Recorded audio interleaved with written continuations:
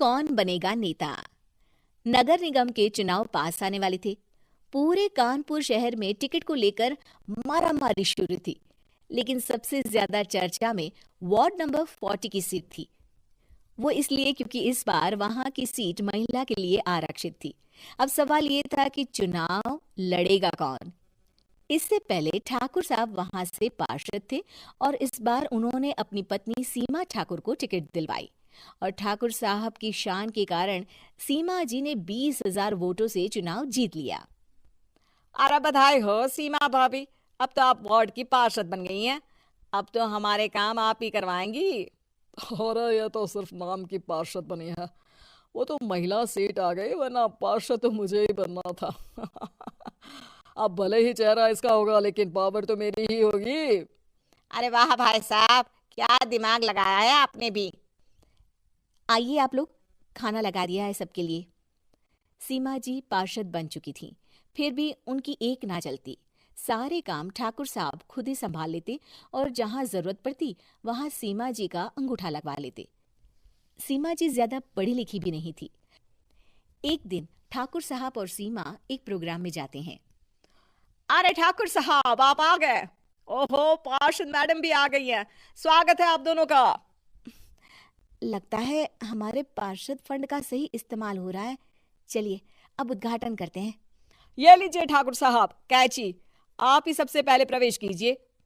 सब लोग आगे निकल जाते हैं और सीमा जी पार्षद होने के बावजूद भी पीछे खड़ी रह जाती हैं। वो देखती हैं कि वेलकम बोर्ड पर उनका नाम है, लेकिन महिला होने के कारण कोई उनका सम्मान नहीं कर रहा। अगले दिन एक आदमी उनके घर आता है। अरे ठाकुर साहब नमस्कार। कल ना हम नोटिस किए कि हमारा घर तो अवैध है और नगर निगम वाले उसे तोड़ने आ रहे हैं। अरे कुछ कीजिए ना ठाकुर साहब। देखो भाई, मैं तो ज्यादा कुछ कर नहीं सकता, पर अगर तुम सबकी जेब गर्म कर दो तो कुछ हो सकता है। कुल मिलाकर 4 लाख लगेंगे। अरे 4 लाख ठाकुर साहब? अरे भाई, मैं अपने लिए नहीं मांग रहा हूँ। दरोगा है, इंजीनियर बाबू है, बड़े साहब है, सबको देना पड़ता है ना थोड़ा थोड़ा। बोलो है मंजूर?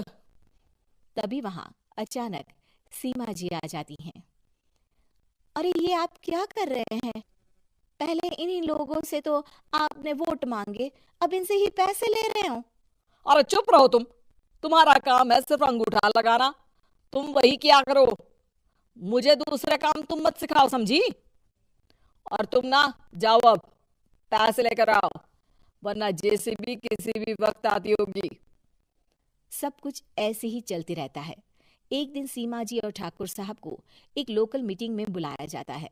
वहां पर कई और अधिकारी लोग भी मौजूद रहते हैं। अब मैं चाहूंगा कि ठाकुर साहब हमारे बीच 2 शब्द कहें। मेरे प्यारे भाई और बहनों, आज मेरा सौभाग्य है कि मैं आप सबकी सेवा दिन रात कर पा रहा हूँ। आपने मेरी पत्नी को भारी मतों से जिताया है, इसलिए मैं आप सभी का शुक्रगुजार हूँ। मैं आप सबसे वादा करता हूँ कि हमेशा की तरह हमारे वार्ड में किसी को कोई तकलीफ नहीं आने दूंगा। सभी लोग तालियां बजाने लगते हैं। अब मैं माननीय पार्षद मैडम को स्टेज पे बुलाना चाहूंगा। अपने नाम को बुलाया सुनकर सीमा जी एकदम चौंक जाती है। उन्हें बिल्कुल उम्मीद नहीं थी कि इतनी बड़ी जगह उन्हें मंच पर बुलाया जाएगा। जैसे तैसे वो मंच पर चढ़ती हैं। ऊपर जाते ही सीमा जी को सारी पुरानी बातें याद आ जाती हैं कि किस तरह उनके पति उन्हें कभी भी आगे बढ़ने नहीं देते और उनके नाम से गलत काम करते हैं। वो बोलने लगती हैं। मैं आपके वार्ड की पार्षद सीमा हूँ। आप में से बहुत कम लोग ही मुझे जानते होंगे, क्योंकि इससे पहले मुझे कभी ऐसा मौका ही नहीं मिला। सारे मौके मेरे पार्षद पति यानी आपके ठाकुर साहब ही लेते रहे, लेकिन आज ये मौका मुझे मिला है तो मैं इसे ऐसे ही नहीं जाने दूंगी। मैं आपको ये बताना चाहती हूँ कि आपके ठाकुर साहब मेरे नाम की आड़ में गैर कानूनी काम करते हैं, जिस पर अंगूठों के निशान मेरे होते थे। इसीलिए मैं अपनी गलती मानती हूँ और आज अपने पद से इस्तीफा देती हूँ, ताकि आगे से कोई गलत काम ना हो पाए।